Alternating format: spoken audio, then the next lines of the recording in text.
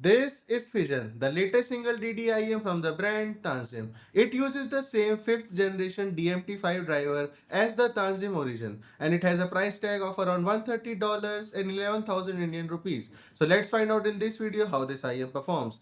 Let's start with the accessories package. The accessories package is decent. Things provided in the box are cable with replacement 3.5 mm and Type-C plug, a carry pouch, two tuning nozzles, narrow and wide bore ear tips. For the price, the biggest miss is the lack of a proper carry case. A soft pouch doesn't cut it at this price point. They should have included a hard shell carry case instead. That said, cable is a big improvement over the past Tanchjim sets. The colorway matches the Fission really well. The interchangeable plug system uses a friction fit style. A big plus is the inclusion of Type-C jack in the box. It adds a lot of flexibility to the sound. I will talk more about it later. As for ear tips, they are decent but nothing special. Tanchjim could have gone with better ones. Something like Tanchjim T300 tips would have made a big difference. Let's talk about aesthetics and build. They are on point. It looks very professional and classy. If you are not a fan of loud or flashy faceplate designs, you will definitely appreciate this one. The light champagne gold color paired with the white glass faceplate looks excellent. The build quality lives up to its looks. It is built really well. The aluminum alloy shells feels robust and sturdy. Despite being full metal, the shells aren't too heavy or unwieldy. They strike a perfect balance between durability and comfort. Now let's move on to fit and comfort. They are also excellent on this IM. The shells are on the smaller side with a medium sized nozzle, so they fit quite snugly in the ear. The comfort is top notch too. There's nothing in the shell design that pokes in the ears, so I can wear them for hours on end without any issues. In terms of sources, I use the FIO JM21, Onyx XI1 and the FIO Retro Nano, and all of them drove the Fission without any issues. It's fairly easy to drive, so you don't have to worry about sources too much. If you have a decent dongle deck, you will be golden. For my sound testing, I use the Final E-Type tips. They give me the best experience. There are a lot of tuning options available with the Fissions, and honestly, sometimes it gets too much. First, in analog mode, you have the tuning nozzles and on top of that, dip switches. Then there's DSP mode, which offers its own sets of tuning profiles. It's a lot to take in. While the flexibility is impressive, but it can feel a bit overwhelming at first. Now let's start with analog mode. The stock sound signature of the Fission is vocal focused. You can tweak it using the tuning nozzles. The T nozzle reduces bass and adds a bit more energy in the upper mids.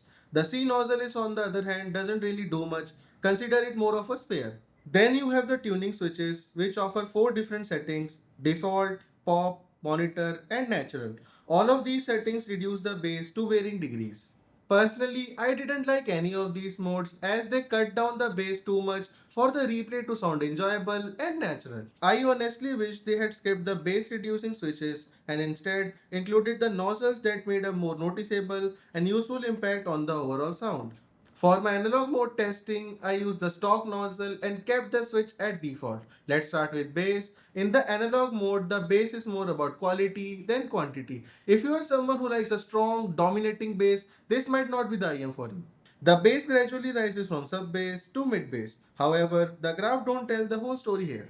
You can hear a bit more bass than the graphs might suggest. This is all thanks to excellent bass dynamics and punch. The attack of the bass is also crisp and well defined. The sub bass delivers a nice rumble and texture while the mid bass is punchy and tactile in its presentation. This type of bass tuning works perfectly for ballads and vocal centric libraries where the focus is majorly on the clarity and dynamics of the bass rather than overwhelming quantity. Personally, I would have liked slightly more sub bass to make this IM better suited for genres like hip hop and EDM. Overall, no major complaints with the bass. Now let's talk about mids. The mids are the star of the show on this IM. They sound well textured and shine through beautifully. The mid bass transitions gradually into the lower mids, giving them a nice sense of heft and body. The upper mids are well extended and open without sounding harsh and shouty. The presence region is perfectly tuned, adding just the right amount of edge and details to the upper mids. The vocals sound sublime on this IM. Male vocals have satisfying heft, making them sound authoritative and powerful. while female vocals, though slightly on the husky side, are equally excellent. Vocalists like Adele and Michael Bublé sound sublime on this IEM. Instrument also come across as very natural. Now let's move on to treble. The treble is also well executed on this IEM. It is smooth, well extended and tastefully done. There is none of the grit or roughness that some dynamic drivers can exhibit, which is a big plus. The treble makes its presence known but stays clear of the harshness and sibilance. It has nice bite and sense of incisiveness. The treble extension is also good, bringing a good amount of air and openness to the overall sound. Now on to the detail retrieval and technical performance. They are also good, nothing groundbreaking but definitely solid for the price. Micro detail retrieval is good, it picks up subtle nuances in the tracks quite well. Macro detail is also well handled with a good sense of dynamics and punch. The technical performance is also what I would expect for the price. Stage has good width, not the widest in the segment, but better than Kima 2. Imaging, layering, and instrument separation are also good. Now let's talk about DSP Type-C mode. In my opinion, the inclusion of this Type-C jack in the box is the real value add of the Fission. It makes it truly flexible for those who like to play around with different sound profiles and especially EQ. The DSP implementation in itself is excellent. The built-in DAC sounds clean with no noticeable artifacts or noise floor issues. The power output is also sufficient. I never had to push the volume too high to reach my usual listening levels.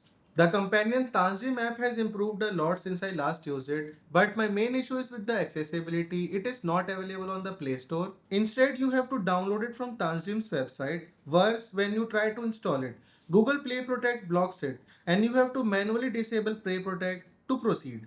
In my opinion, this is not a good look. Tanchjim should make this app available on the Play Store for easier and safer access. Once installed, the app offers 5 DSP profiles: default, natural, balanced, popular, and musical. I personally like the default and popular profiles the most. The app also includes dedicated gaming EQs, making it a strong option for gaming. Additionally, there's 5-band parametric EQ for those who want to fine tune the sound. There's even an EQ sharing forum where you can upload your own settings or try out profiles created by others. This kind of functionality really turns the Fission into Swiss Army knife of IEM world. Now moving on to sound, the default profile is neutral with very mild sub-bass boost. The popular profile on the other hand has a substantial bass lift. The Fission's driver handled this tuning effortlessly with no sign of strain. In the popular profile, the bass becomes significantly fun and engaging. Rather than a smooth bass slope, the tuning here is more of a shelf, which results in a clear separation between the bass and lower mids. The sub-bass rumble is excellent, while the mid-bass thump is very impactful and satisfying. The lower mids remain clean and well separated, although they do lack the some of the warmth and heft present in the analog mode. In terms of upper mids, it is very similar to the analog mode, and in terms of treble, it is slightly dialed back, but now it is even more smoother in this profile. Overall, I find this profile especially enjoyable for genres like pop, hip hop, EDM, and rock. Now let's do some comparisons. If you are looking for a single DDIM under $150, I think Kima 2 must be on your radar as well. So let's do a small comparison between these two. In terms of accessories, DUNU clearly takes the win. The stock accessories package of DUNU is clearly better. When it comes to build quality, both are excellent and are made out of metal. They have good heft to them. In terms of fit and comfort, I personally like the Fission better. Because of its smaller shell, it fits in the ear quite well with better comfort. Sound-wise, the two have some subtle differences. The Kima 2 has a more relaxed and laid-back tuning compared to the Fission. The bass quality is better on the Fission, it is tighter and hits harder with more authority. The lower mids is very similar on both, and Kima 2 has slightly less upper mids and treble. In terms of detail retrieval and technical performance, Fission pulls ahead. It has wider staging with better imaging and layering performance. One big advantage of the Fission is the DSP mode I talked about earlier. So all things considered, both are very good IEMs, but in my opinion, Fission 2 edges out the Kima 2 because of its better detail retrieval and technical performance, slightly better bass quality, and better flexibility in the sound.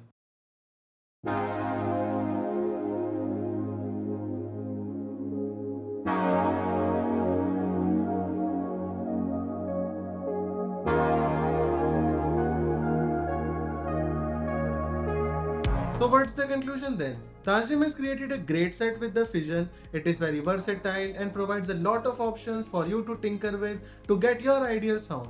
I really like the inclusion of Type-C jack in the box, which makes it truly flexible and versatile. But I think, in my opinion, they have overdone few things which makes it complicated to use at times. The bass adjustment switches don't offer any meaningful improvement and could honestly be removed altogether. The nozzle also provides very minimal changes, that too only the T nozzle provides a change. They should have put more effort in the nozzles, and the exclusion of a carry case is a bummer as well.